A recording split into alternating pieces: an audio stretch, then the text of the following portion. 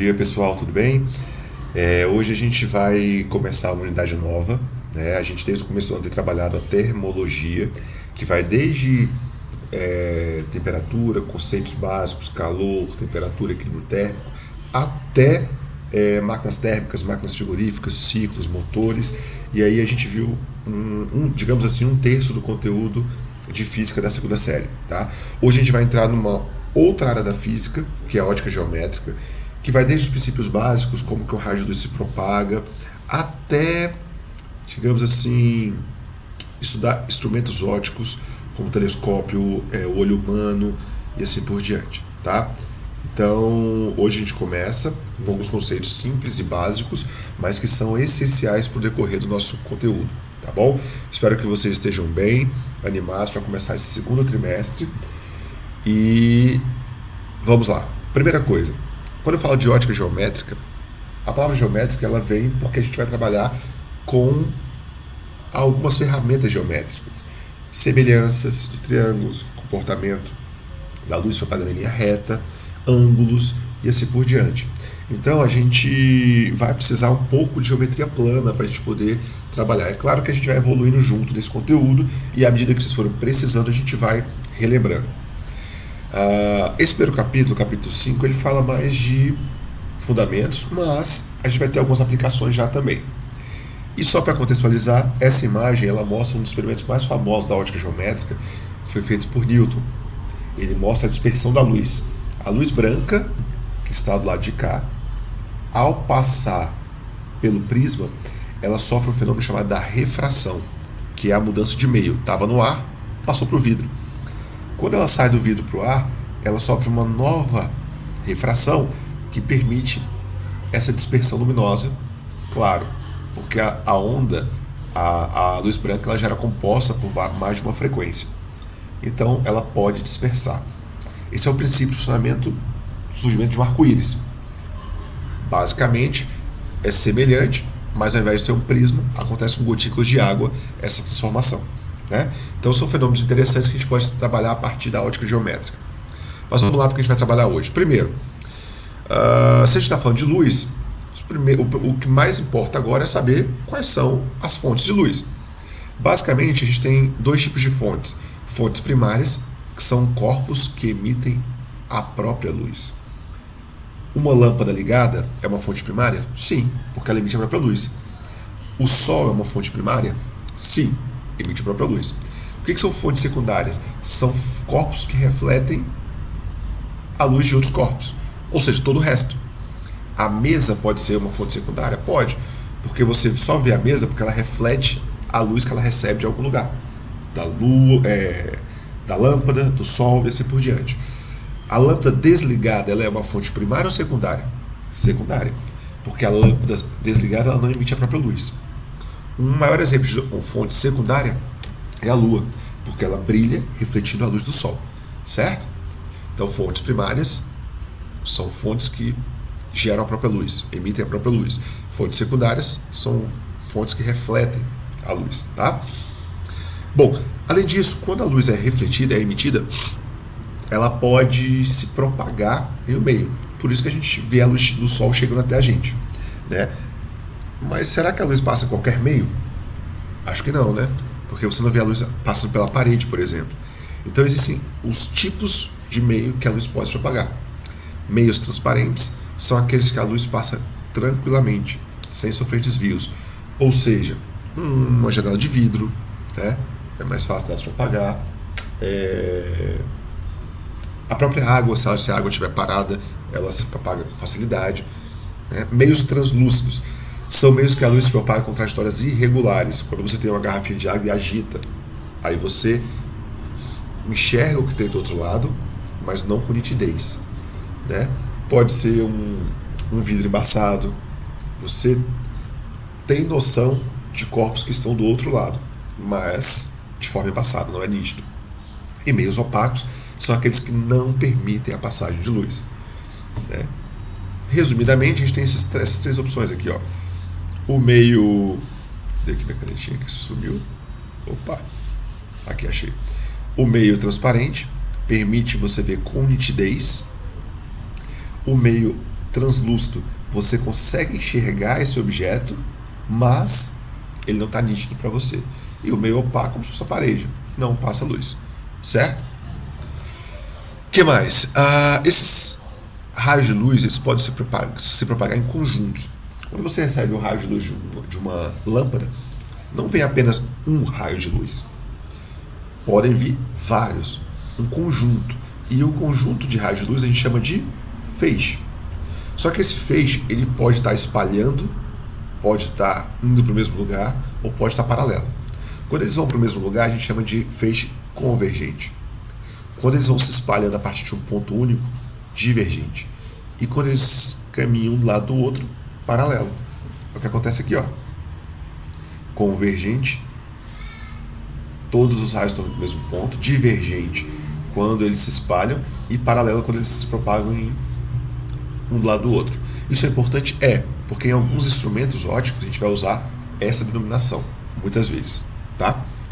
Bom, agora sabemos que os raios de luz se propagam, que a gente pode representar esses raios de luz por uma reta orientada para saber qual a direção que ele está indo. Porém, tem alguns princípios que a gente toma como verdade para poder estudar ótica geométrica. Esses princípios, sempre que a gente vai estudar ótica geométrica, a gente já coloca esses princípios básicos como verdadeiros, tá?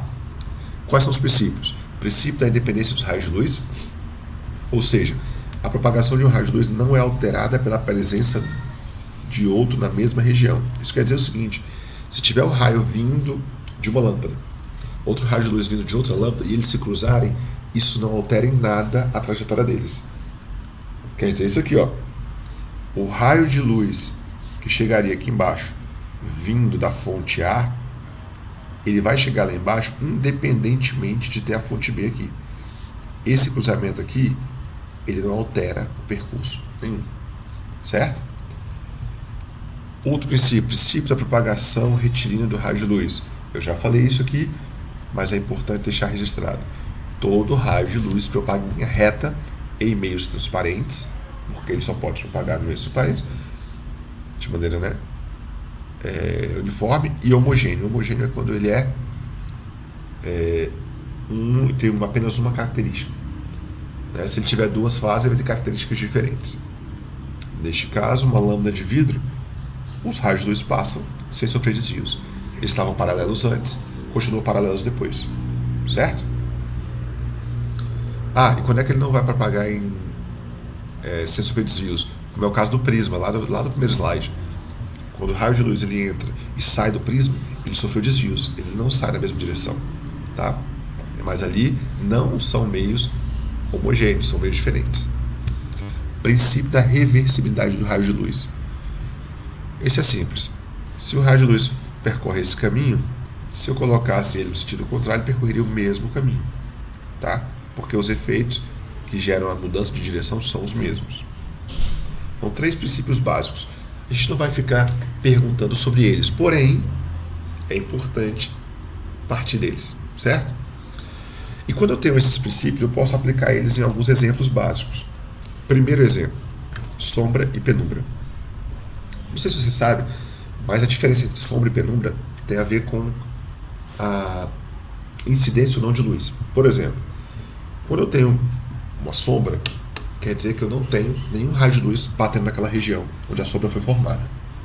Quando eu tenho uma penumbra, eu tenho uma região parcialmente iluminada. Não sei se vocês já viram, mas se você colocar a sua mão próxima à mesa e tiver mais de uma lâmpada na sua sala, você vai ver que vão se formar várias sombras fraquinhas da sua mão. Essas sombras fracas a gente chama de penumbra. Por que ela é uma sombra fraca? Porque ela é uma sombra para uma lâmpada, mas está batendo luz da outra lâmpada. Então ela não fica uma sombra bem definida. Mas também não é uma região totalmente iluminada, porque existe uma sombra ali. Então, por exemplo, se eu coloco uma fonte de luz aqui, ó, se eu coloco uma lâmpada pontiforme, os raios vão sair do mesmo ponto, é um feixe divergente.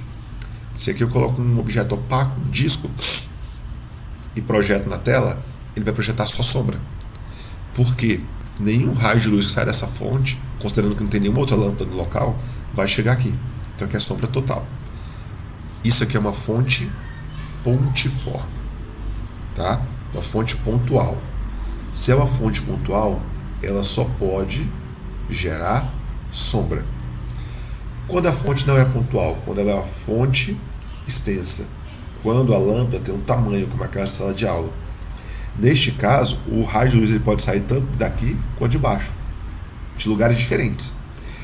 Então, o raio de luz que sai de um ponto e que sai de outro vão iluminar regiões diferentes. Nessa parte aqui, não tem nenhum raio de luz que sai daquela lâmpada que bate aqui. Então aqui é sombra. Essa parte aqui, o raio que vem de baixo, ele vai bater aqui em cima. Ele não consegue iluminar aqui embaixo. Só que o raio que vem de cima, ele consegue iluminar aqui embaixo. Isso quer dizer que essa região, ela recebe parte da luz. Então é penumbra. Penumbra recebe parte da luz. Sombra não recebe luz alguma daquela fonte. Certo? E por que estudar sombra e penumbra é interessante? Porque vai te permitir estudar fenômenos importantíssimos, como os eclipses. Olha o eclipse lunar. O eclipse lunar, a luz é emitida pelo Sol, que é uma fonte extensa, ela tem dimensão. Quando a Lua ela se esconde no cone de sombra que a Terra gera, a gente passa a ver o eclipse lunar, ou seja, deixa de ver a Lua, né? Então, para isso acontecer, a Lua tem que estar dentro desse cone aqui, ó. Aí vai ter o eclipse total. Se ela estiver na penumbra, vai ter o eclipse parcial. Nem todo mundo consegue ver, certo? Por quê? Porque quando ela estiver aqui, onde ela está nessa posição, parte dela vai ser iluminada, parte não. Então não vai ser o eclipse total, certo? Bem como um eclipse solar. O eclipse solar é quando a Terra é escondida pela sombra da Lua. Isso vai acontecer quando os astros se alinham, obviamente, né? Mas nesse caso, a Lua ela se coloca em frente à Terra, formando uma sombra. Quem está nessa região da Terra vai ver o eclipse solar total, deixa de ver o Sol. Quem está aqui, nessas regiões, vai ver a parte de cima e a parte de baixo do Sol, o eclipse parcial.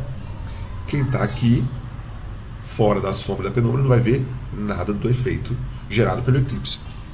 Certo, gente? Galera, é isso. Esse conteúdo é riquíssimo, é interessantíssimo. Espero que vocês estejam motivados, empolgados para a gente começar essa fase nova do ano, estudando em casa, firme, e podem contar comigo. Grande abraço para vocês, gente. Tchau, tchau.